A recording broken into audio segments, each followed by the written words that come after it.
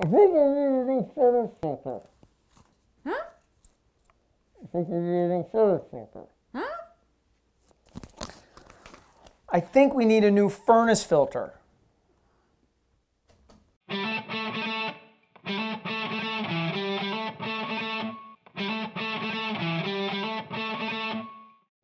The first step to replacing an air filter is finding where it is and then taking out the old filter. When replacing an air filter, the most important thing is to make sure you get the right size and that you insert it in the direction of the airflow.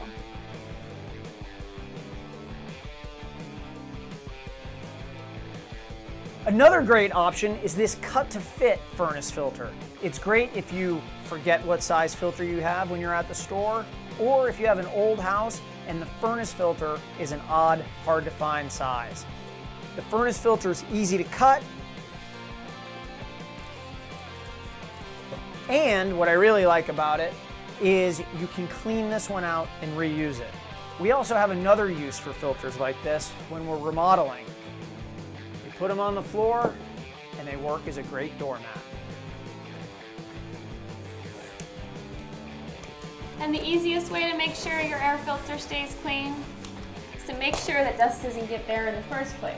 So whenever we're working on a remodeling project in our house, we turn off the HVAC system and tape over our vents.